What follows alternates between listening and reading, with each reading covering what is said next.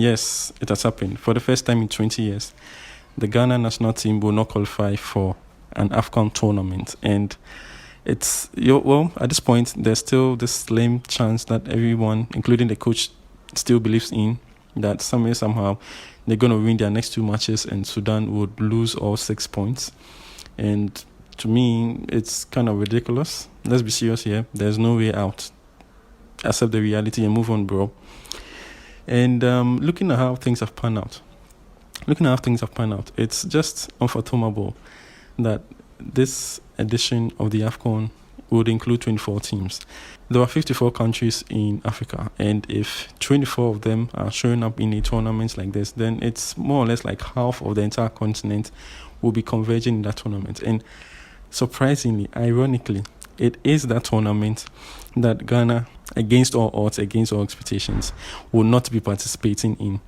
It was always something that was written on the wall, something that a lot of the Ghanaian people did see coming, but somehow they did believe that things would work out in their favor. And why do I say this? In the last 2 to 3 editions of the Afcon, the country has failed to progress from the group stage. I was scrolling through Twitter when the Sudan match was over, the first leg, and I saw this tweet from Delay where she posted, the 2006 squad that showed up at the Germany World Cup. And I felt a little bit nostalgic. That was a team that literally brought Ghana to newer heights and eventually made its way to the next World Cup and all the way to the quarterfinals. They brought so much joy. Those guys qualified for the Afcon. It was a birthright, and not just qualification. You had to top the group. They consistently showed up in the quarterfinals, in the semis. That was the bar. But here we are right now. Football has degenerated so badly that we don't even qualify for the next edition. And it's not just the senior national team. It cuts across all the other levels and all the other genders. So the under-20s are not doing well. The under-17s are not doing well. Under-23 are not doing well. A similar story is also said of the female teams as well. And you see, it seems like football has left Ghana. Again, the writings were on the wall. To help you visualize how embarrassing these things are, I need to pay attention to these facts. The Ghana national team, that squad, okay, the 4th most expensive squad on the continent. If you put the players side by side and look at their transfer value and you sum them together, it is the 4th largest on the continent. That game EA Sports make, the EA Sports FIFA game that was recently branded as EAFC. Yeah, the EA25 game has only 2 teams from Africa that are participating in. The first is Morocco, and the second is Ghana. And sometimes I wonder, what really did the Ghana national team do in the past year to warrant a feature in there? I don't know. But somehow, the expectation has always been high. And so it is a big disappointment that the country is not going to feature in the next Afcon. One of the reasons I say the writing is on the wall is that in the last 5 years, they've changed coaches 6 times. I mean, that is even a higher turnover rate than Manchester United. And so it's not really surprising. Anyone who follows this team and will be honest with themselves would realize that, it was coming. 20 years ago, when the team also failed to qualify, what happened was that there was a major reset. There was a major revolution.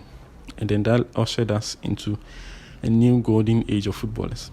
And so we hope, as football faithfuls, that this situation would call for a much needed revolution so that, again, a new golden generation will be ushered in. Now, to me, there are 3 tiers of African teams. So there's the first tier, which is, Senegal, Ivory Coast, Egypt, Nigeria, Morocco, the big guys, okay?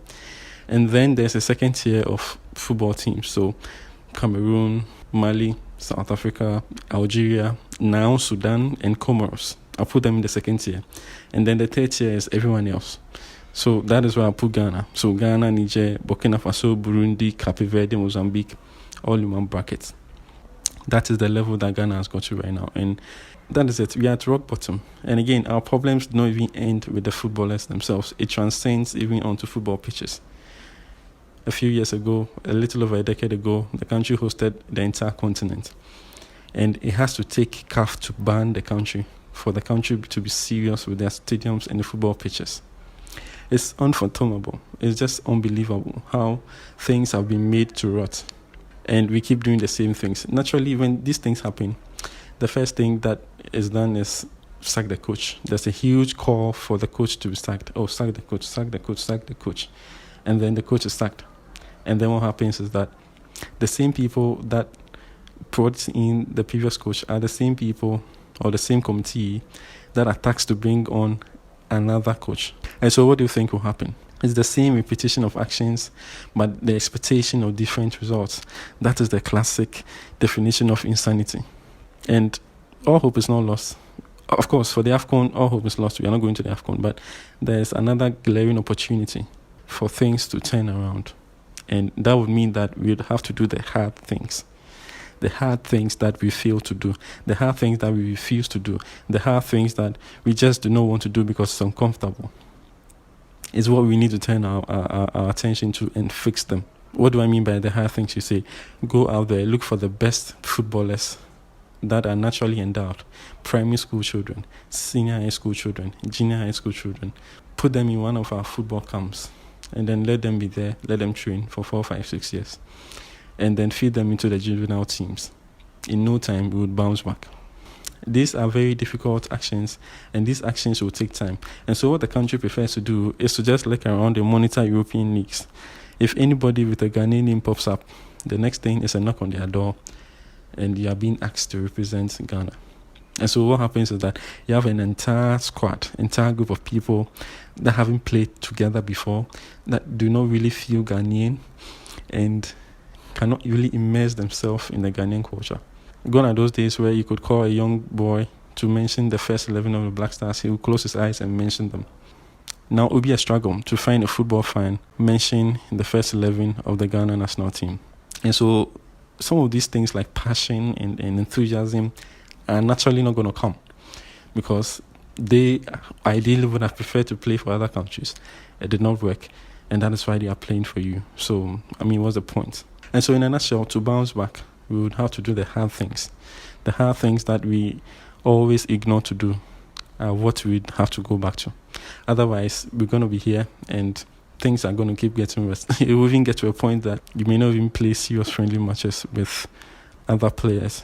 We need to do the right things. We need to do the hard things and get back on track. Thanks for watching. My name is Jojo and this is Bait Sports. Subscribe if you haven't done that already. And I'll see you in the next one.